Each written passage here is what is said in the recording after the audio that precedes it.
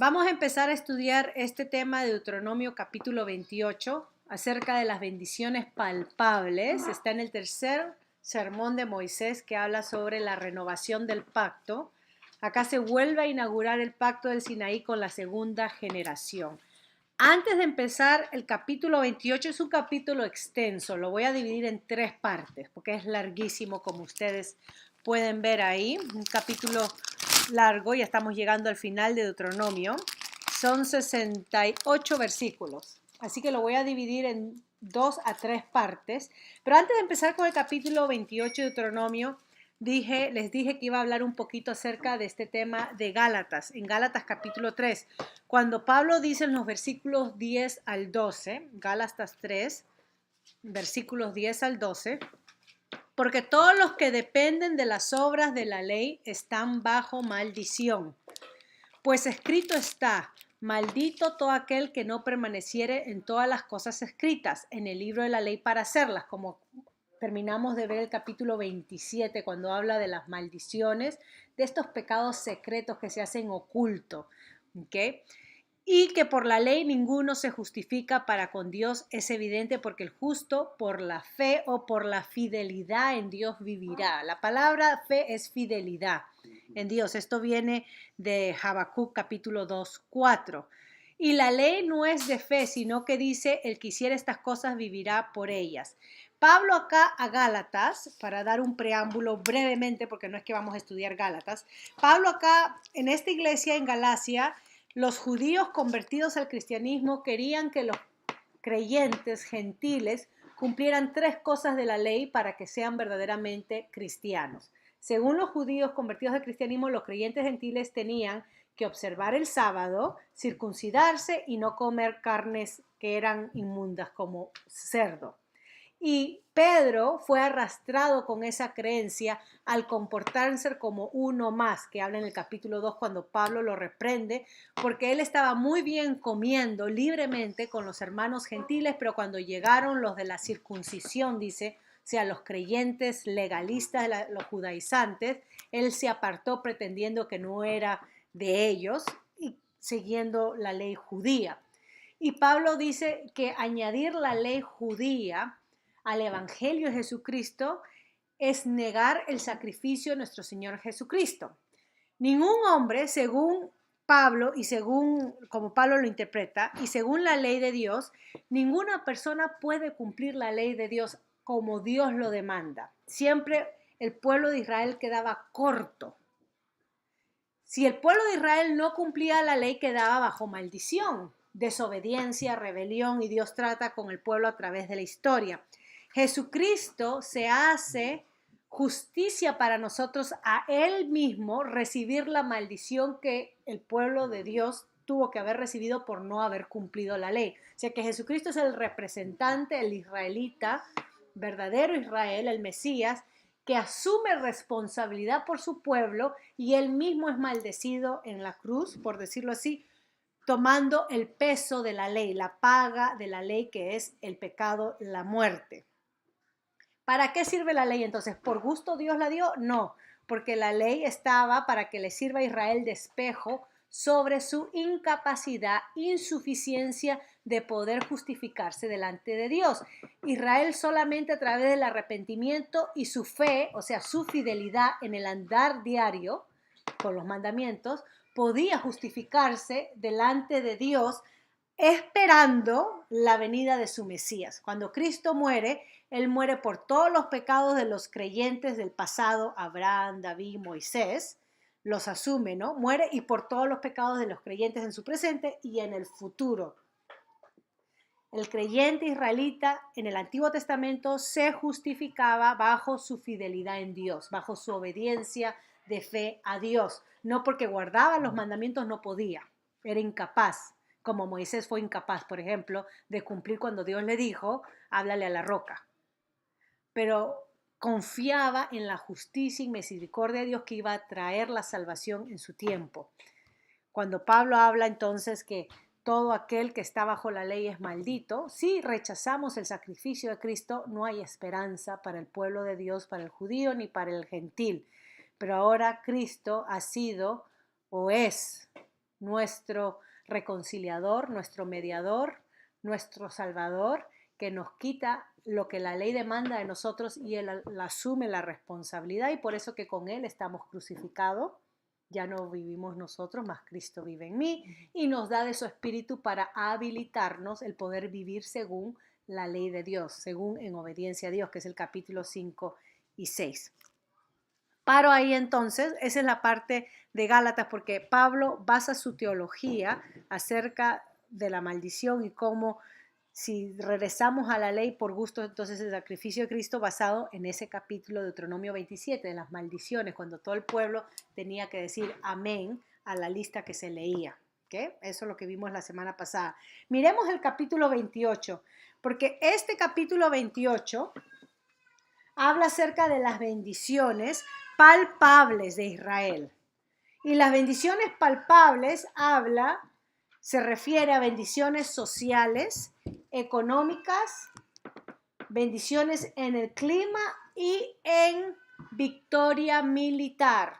¿Okay? Todo esto va a ser parte de la bendición que Israel va a experimentar cuando obedezca a Dios en la tierra que le está dando.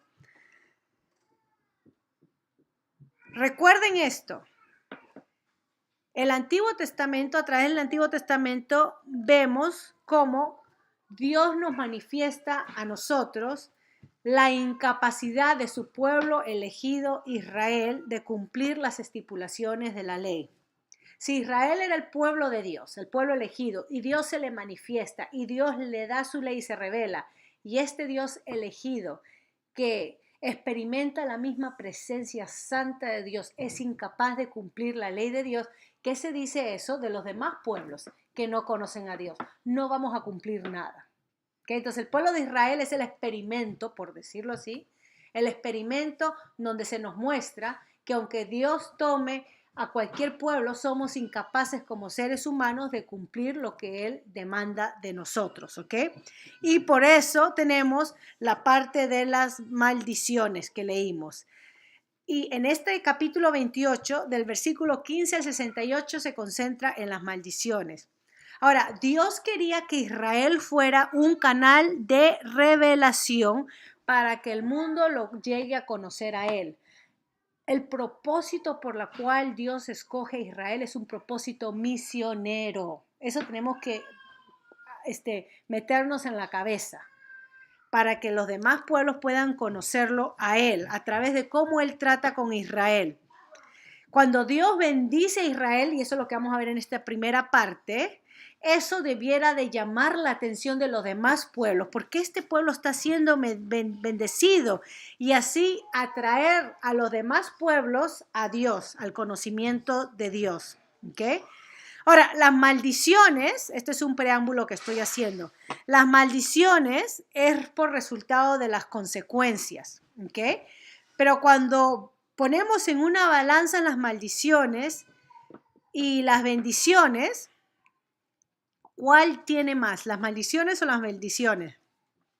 Las maldiciones son muchos más que las bendiciones. Ya vamos a ver el porqué de esto, ¿ok?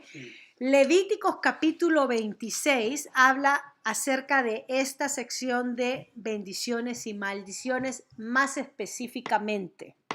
Recuerden que el libro de Levíticos es el manual que se dio a los sacerdotes y a los levitas para que enseñen al pueblo. El Deuteronomio es la misma ley, pero para el laico, para la gente común. Entonces está más generalizada la ley. Levíticos lo tiene más específico, y si quieren saber paralelo a bendiciones y maldiciones, lean Levíticos capítulo 26.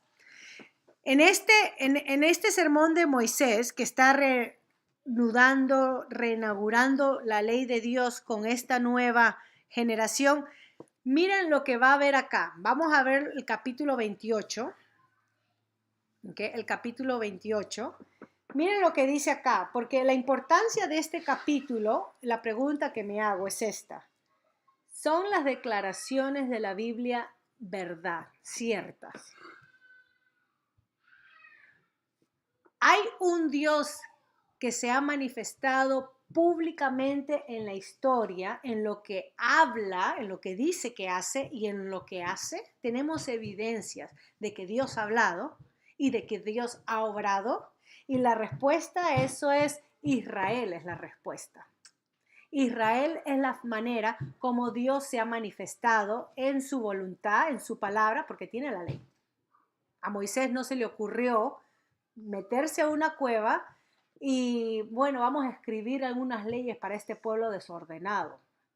Los he sacado de Egipto, soy su líder y vamos a hacerle una constitución. ¿Qué ley se me ocurre? A ver, voy a agarrar la ley de Egipto, la ley de este pueblo, vamos a hacer una ley, vamos a formar. No es que Moisés hace eso. Recuerden que Moisés no quería ir a Egipto de regreso. Él ya estaba viviendo tranquilamente en el desierto por 40 años. Ya Moisés tenía 80 años cuando Dios le dice, regrésate a Egipto, donde saliste huyendo porque mató al egipcio. A esta edad, Señor, me hubiera llamado cuando tenía 50, 55, pero a los 80 años ya estaba pensando en mi retiro. El próximo año pensaba retirarme, irme al oasis de Madián y poder disfrutar con mi esposa y mis hijos lo último que me queda en vida. Y Dios le dice, no, ahora sí vamos a sacar a mi pueblo, pero esta vez yo lo voy a sacar, no tú. Tu primer intento fallido, porque no era yo, pero ahora yo voy a sacarlo. Bueno, Moisés no quería, le da excusas. Lean Éxodo capítulo 3 y Éxodo capítulo 4. Le dice, ya no sé hablar, he pedido el habla, no conozco a nadie, no me codeo con nadie, no tengo plata, no tengo caballos, ¿cómo voy a ir a sacar a ese pueblo? Y Dios le dice, agarra la vara, yo lo voy a hacer y tu hermano te va a ayudar. Aarón, porque dice que no sabía hablar. Moisés no quería hacer el trabajo. Dios se manifiesta y le da su ley cuando saca al pueblo en el Sinaí. Éxodo capítulo 19. Las obras de Dios. Egipto, Faraón pensaba, ¿y quién es ese Dios? Nosotros tenemos nuestro panteón de dioses. ¿Cómo se llama tu Dios?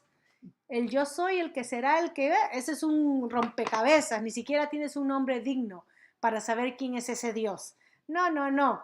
10 plagas más la mortandad del primogénito cuando celebran la Pascua. Dios manifestó su obra en la historia específica, en el momento preciso cuando el pueblo tenía que salir. Que sucede un terremoto, uno puede decir, ay, qué casualidad, no cosas de la naturaleza. Pero que sucede en un periodo, un terremoto, una peste, una inundación, se vuelve todo esto al mismo tiempo, acá hay algo. Y era la presencia misma de Dios.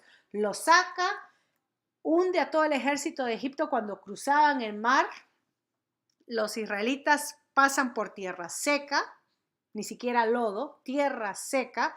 Los egipcios son ahogados, pasan al otro lado, Dios le da comida, bebida, y ven los pueblos alrededor, escuchan la obra del Dios de Israel, es un Dios poderoso. Y tiemblan, tanto así que cuando llegan a Jericó con Josué, la puerta bajo llave de la ciudad. No querían dejarlos entrar porque sabían que venía el Dios con ellos a luchar. Es como Dios se ha manifestado en la historia. En ningún libro de escuela vamos a leer esta parte de la historia. ¿Por qué?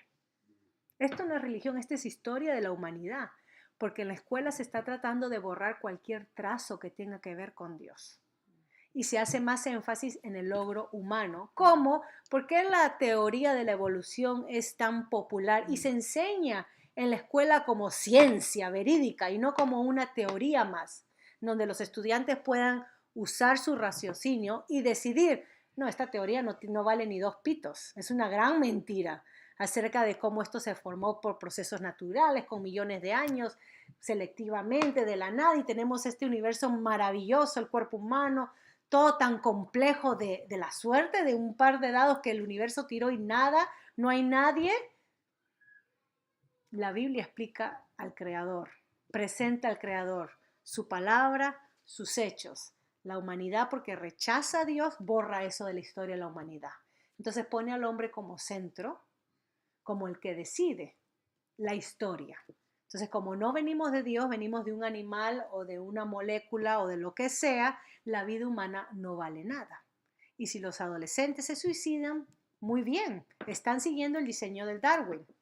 El más fuerte es el que vencerá. El débil hay que exterminarlo. El modelo de Hitler. Hay que exterminar a los débiles, a la raza más débil, ¿no? A todos los enfermos, todos los viejos, todos estos, porque eso daña al verdadero gen de la raza ariana. Si no hay Dios, claro que sí. Pero como hay Dios, es Dios el que da sentido a la vida y propósito a la vida.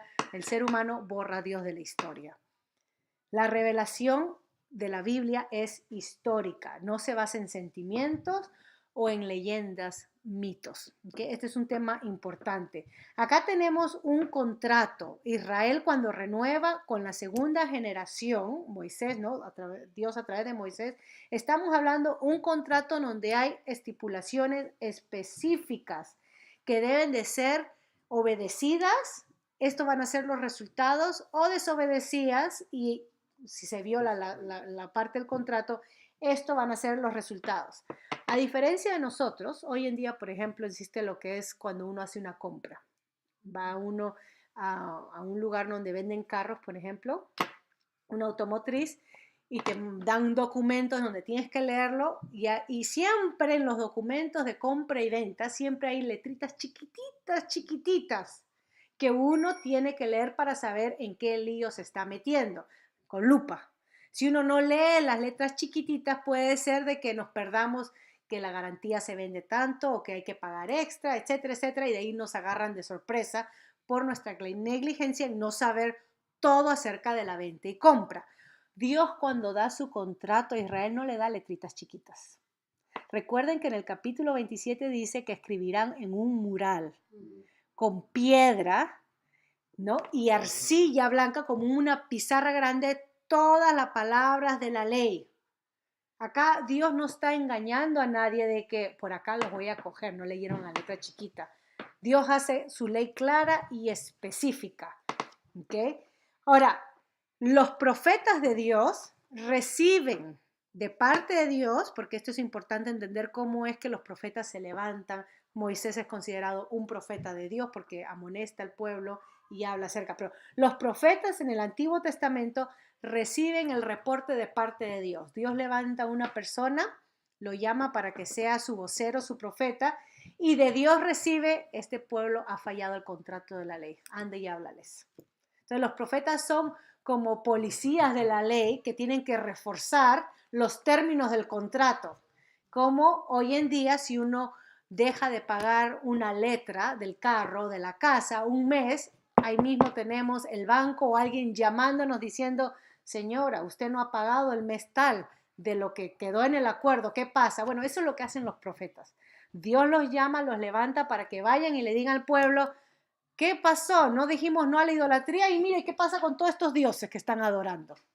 ¿Por qué están trabajando el día de descanso? ¿No les dijo Dios, 6 trabajarás y 1 descansará? ¿Qué hacen trabajando el día? Eso es lo que hacen los profetas.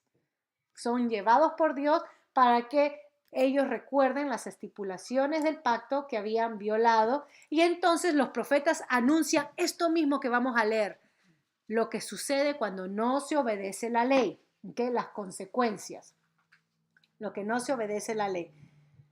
Ahora, miremos el capítulo 28, Deuteronomio. Miren lo que dice versículo 1. Acontecerá que si oyeres atentamente, ves que no hay letritas chiquitas por decirlo así, la voz de Jehová tu Dios para guardar y poner por obra todos sus mandamientos que yo te prescribo hoy. No es selectivo, es prescripción, como el médico cuando nos manda con la receta médica. Uno no dice, bueno, me lo tomo, no me lo tomo. Si el médico lo manda es prescripción, lo mismo que en Dios para su pueblo. También Jehová tu Dios te exaltará sobre todas las naciones de la tierra. Acá paro. Si Israel obedecía los mandatos de Dios, Dios lo iba a exaltar a Israel sobre todas las naciones. Y vamos a ver cómo, a través de estas bendiciones que va a experimentar. Y esto era el experimento. Israel era el cuadro que Dios quería presentarle a las naciones. Así vive un pueblo cuando me obedece. Esto es lo que goza, esto es lo que celebra, estos son los beneficios de un pueblo cuando es fiel a mí. Israel iba a ser esa parte, iba a mostrar esa película, ese cuadro a los demás pueblos. Ahora, si Israel desobedecía, los demás pueblos se burlaban de Israel, los subyugaban y se burlaban de su Dios. Dice que su Dios es poderoso, si no los puede salvar de esta, por ejemplo, el exilio. Cuando Israel desobedecía, los demás pueblos deshonraban a Dios y pisoteaban el nombre de Dios.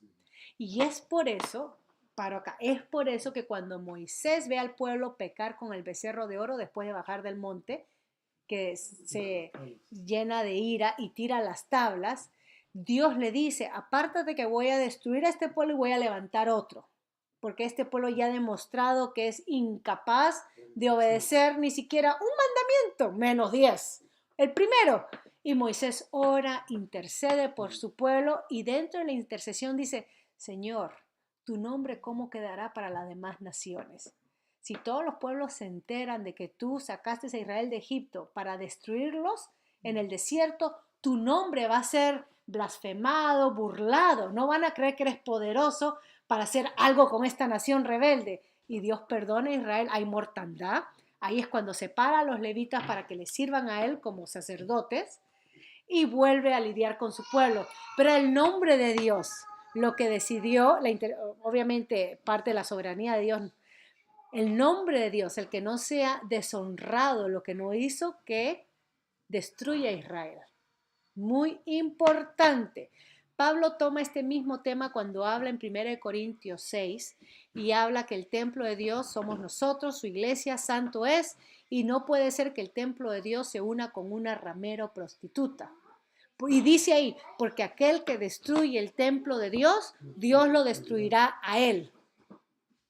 Es que el pecado es cosa seria, el pecado necesita ser juzgado por parte de Dios. Lo hizo con Israel y lo ha hecho a través de las iglesias locales que han existido en la historia.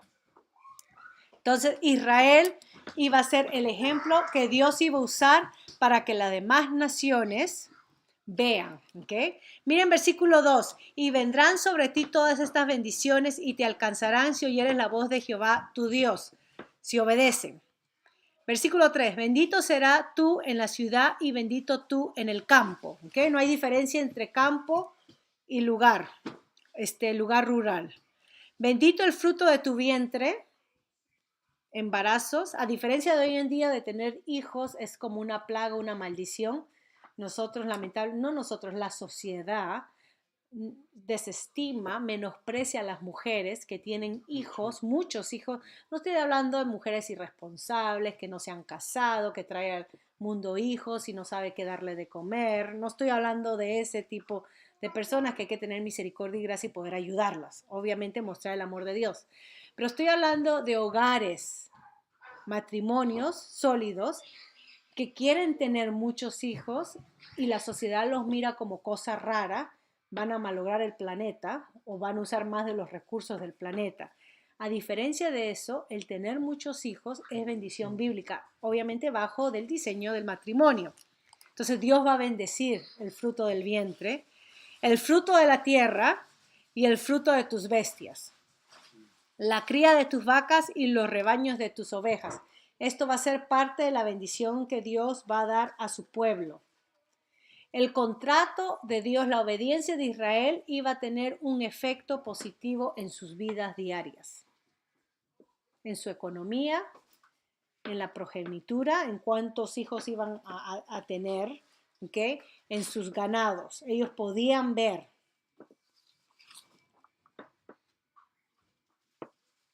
Cuerpo, tierra, ganado. Estamos hablando acá, versículo 4, de salud humana. Van a ser bendecidos con salud humana. El ambiente botánico, todo lo que es la tierra, campo, va a ser bendecido y va a haber prosperidad en los animales, zoológica. Y esto apunta a una eficiencia económica. Dios los va a bendecir económicamente hablando. Esto es palpable para Israel cuando iba a entrar a la tierra. Que esto no se aplica a nosotros. Muchos hoy en día toman pasajes como esto para hablar del evangelio de la prosperidad, que Dios tiene que darnos bendiciones materiales, tangibles, palpables a nosotros. Miren el error de esa doctrina, de esa ideología. Acá Dios iba a bendecir a Israel tangiblemente, visiblemente, con el propósito de que las demás naciones reconozcan que el Dios de Israel es el único. nada más. Pero las bendiciones estaban atadas a la tierra de Israel, a la tierra de Palestina, a Canaán, la tierra de Canaán. No fuera, estaban atadas dentro de la tierra. Eso era el experimento social, por decirlo así. Nosotros no podemos tomar eso y aplicarlos a nuestros días. Obviamente Dios nos bendice y sus bendiciones van más allá que lo material. ¿Ok? Pero entendamos eso. Versículo 5, abundancia de comida.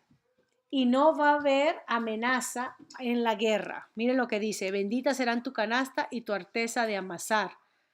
Bendito en tu entrar, bendito en tu salir. ¿Okay?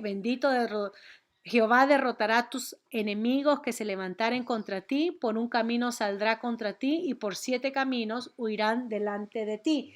Y acá estamos hablando bendiciones en las relaciones extranjeras, en las relaciones internacionales que Israel va a tener. Dios está diciendo que va a haber bendición. Enumeran las bendiciones del versículo 7 en adelante. Podemos enumerar las bendiciones. La implicación de esto, la implicación es que toda la esfera, toda la biosfera, por decirlo así, tiene un proceso de causa y efecto, que son modificados de acuerdo a la obediencia nacional de Israel hacia Dios. Si ellos obedecían a su Dios, esta causa y efecto iba a tener implicaciones en la biosfera externo, ¿ok? El mundo físico, los procesos químicos, todo esto Dios iba a bendecir. Era como Dios iba a operar con estas bendiciones. Ahora, la enumeración de las bendiciones, versículos 7 al 14, y con esto voy a parar. Versículo 7, bendiciones en el aspecto de relaciones internacionales.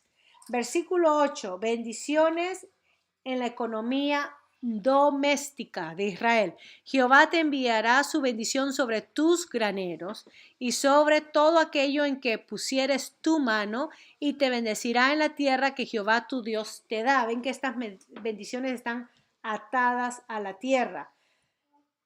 Ahora, versículo 9 al 10 habla que la calidad de relación que Dios quiere con su pueblo tiene que ser visible. La fe de Israel hacia Jehová tiene que ser vista. Acá no estamos hablando de una fe privada. Hoy en día, lamentablemente, la fe para muchos creyentes es algo privado. En el sentido que nos relacionamos con gente que no conoce a Dios, sea en el trabajo, en la casa, en el barrio, y mi fe es privada, no la comparto, es algo muy mío. La comparto si me pregunta, ¿y tú qué crees? ¿En qué religión practicas? Yo soy cristiana, y ahí quedo. Pero no hago mi fe pública. Si tengo que orar, me da vergüenza orar en público, digamos. Y no es que nos portamos religiosos y armamos teatro, que vamos a orar y nos tiramos al suelo para que todo el mundo nos vea. No estamos hablando de hacer demostraciones religiosas visibles para que las personas queden impactadas por, esa persona es religiosa, no hay que tocarla. Estamos hablando que nuestra fe bíblica tiene que ser pública. Tenemos que llevar nuestra fe al mercado, por decirlo así. Si estamos en el trabajo, nuestro jefe, por nuestro comportamiento, por nuestra forma de hablar, por nuestra forma de que no hacemos negocio y somos íntegros en cómo hacemos negocio, tiene que decir por qué, porque es una creyente. Cuando ven nuestras familias, cuando ven la relación entre esposos y esposas, cómo se tratan unos a otros, tienen que ver ahí la fe cristiana.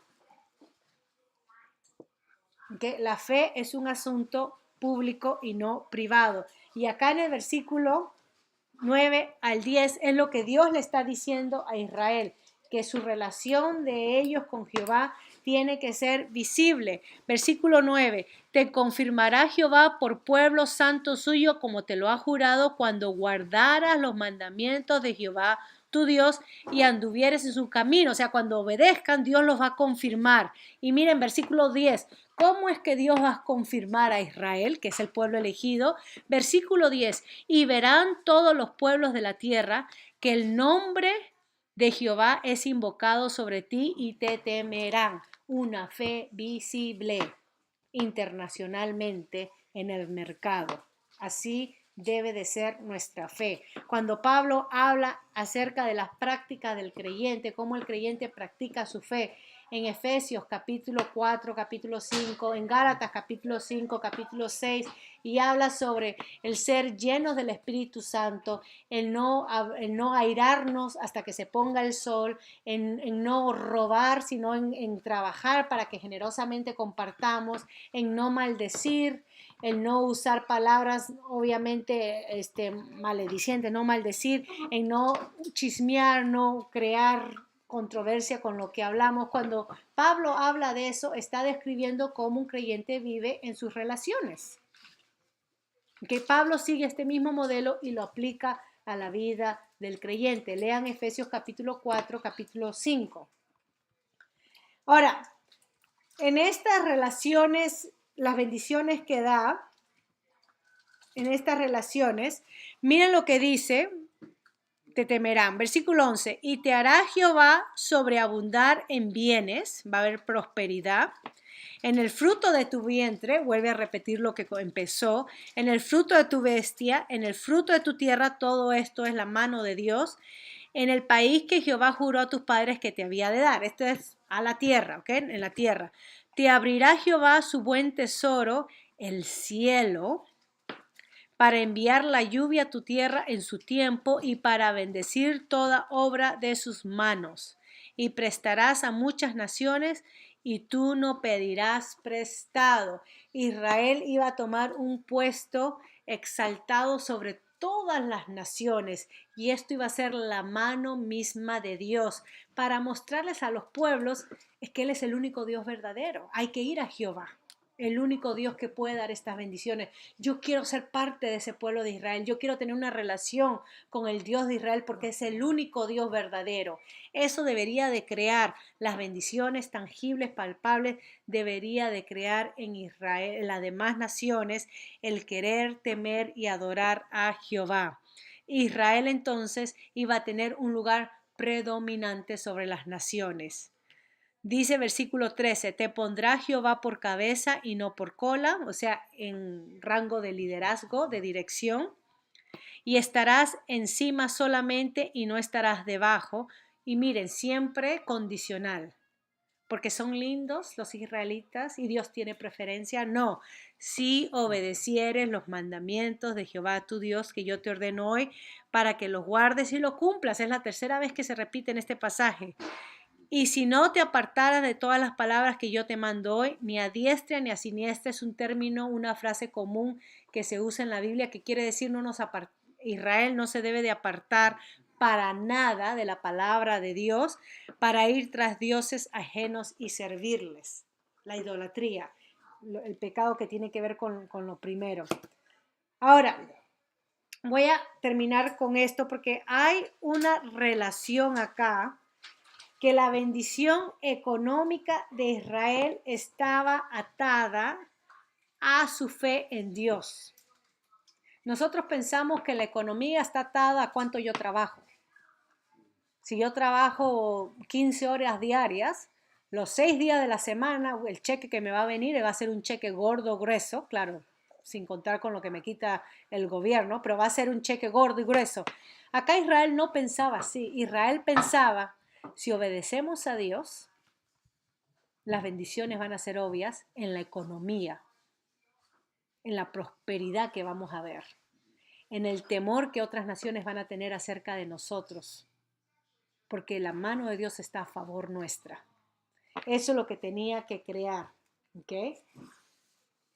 La economía de Israel dependía de su calidad espiritual, de su relación con Dios. Y por eso dice, serán cabeza y no cola, versículo 13. ¿Ok? Ese es resultado de su confianza en Dios. Ahora, seguir la ley de Dios para Israel era ser íntegros de carácter.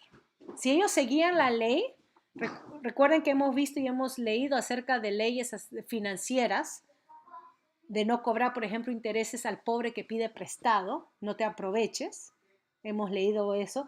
Si ellos siguen la ley de Dios, ellos iban a mostrar integridad de carácter. Y si mostraban integridad de carácter, lo más seguro es que no iban a defraudar en sus pagos. Iban a cumplir con sus pagos. No iban a manipular la moneda. $1 iba a valer $1 hoy y de acá a 20 años. No iba a haber inflación en la economía si ellos seguían con la ley de Dios. El valor de la moneda no caía. ¿Sabe? Y nosotros hemos visto por qué hay inflación en nuestros países, por qué el valor de la moneda cae por la mala administración de los gobiernos, que usan la plata para fines que no producen más capital, sino que ellos mismos se enriquecen y empobrecen al pueblo. Ya hemos hablado acerca de esto. Si ellos tenían integridad de carácter, podían ver el futuro con optimismo, podían ahorrar y podían prestar para poder tener más producción, en vez de ellos caer en deudas y prestar. ¿Ok? Ahora, el problema es esto, con esto termino, para continuar la próxima semana con el versículo 15 adelante. El problema es esto, que la misma bendición que Dios les da a Israel podía convertirse en tentación. Miren lo que dice capítulo 8 de Deuteronomio, versículo 3. Este es el tema. Que la misma bendición que ellos recibían de Dios que estamos leyendo acá con la prosperidad, podía servirle de tentación. Deuteronomio 8:3. Porque esto se repite. Dice 8:3. Y te afligió y te hizo tener hambre. Esto es opuesto a la bendición. Y te sustentó con maná cuando estaban en el desierto, ¿no? Comida que no conocías tú, ni tus padres la habían conocido, para hacerte saber que no solo de pan vivirá el hombre, mas de todo lo que sale de la boca de Dios. Y se hace un reencuentro, ¿ok? De lo que Dios ha hecho para con su pueblo. Un reencuentro del favor de Dios, del poder de Dios que ha hecho para con su pueblo. Ahora voy a saltar al versículo 14 del mismo capítulo 8. Dice que si ustedes leen, una vez que entren a la tierra, que ellos no caigan después de experimentar la prosperidad, la abundancia de ganado, la abundancia de sus cosechas, como estamos leyendo parte de la bendición. Versículo 14. Y se enorgullezca tu corazón y te olvides de Jehová tu Dios. Esta es la tentación. Esta es la tentación de olvidarse de Dios, orgulleciéndose que te sacó de tierra de Egipto, de casa de servidumbre. Y si siguen leyendo, la bendición de toda, la tentación, perdón, de toda bendición que Dios nos da es caer en el orgullo. Si el Señor nos da bendición material, por decirlo así, nos da trabajo, nos da casa, nos da ropa, nos da abundancia de cosas, la tentación es: con el sudor de mi sangre tú no sabes cómo yo trabajo como mulo. Y olvidarnos de la mano que nos provee, de salud, de vida nueva cada día, de oportunidad, del trabajo, etcétera. Olvidarnos de quién es el que está detrás de cada bendición. Acá Dios le está diciendo a Israel: yo estoy detrás de cada bendición cuando ustedes me obedecen. Ahora, en el creyente no se aplica directamente así, porque tenemos casos, más de la mitad del mundo de creyentes viven en pobreza. No viven en bendición material. Y promover un evangelio de prosperidad, esa es una idea del norte, de países de primer mundo. Uno va a país de tercer, cuarto mundo y predicar la prosperidad es ser insensatos, es ser necios cuando la gente pobre depende de Dios por el pan diario. Y hay veces no hay pan diario, hay pan cada semana. Y así alaban y dan gracias a Dios por sus misericordias, porque no han caído. ¿Saben que ese himno que cantamos, Tu Fidelidad? A mí me encanta, es uno de mis himnos, diría el favorito mío. Tu fidelidad es grande, está basado en el libro de Lamentaciones. Y en el libro de Lamentaciones, un libro que todavía no hemos estudiado, en el libro de Lamentaciones, ese himno se canta cuando Israel está experimentando devastación porque Babilonia llevó lo mejor y destruyó el templo, destruyó la ciudad, la quemó, la devastó, la saqueó y la dejó en ruinas. Es ahí cuando cantan Tu fidelidad es grande. Ahora imagínense cantar ese himno, una congregación, y el Señor tenga misericordia de nosotros, ¿no? En México, después del terremoto, por todos lados edificios caídos, ir a la iglesia el domingo, la iglesia media arruinada, y cantar ese himno, tu fidelidad es grande en medio de toda la destrucción que se ve. Es ahí el contexto donde se aplica. La fidelidad de Dios la tenemos que ver cuando experimentamos miserias.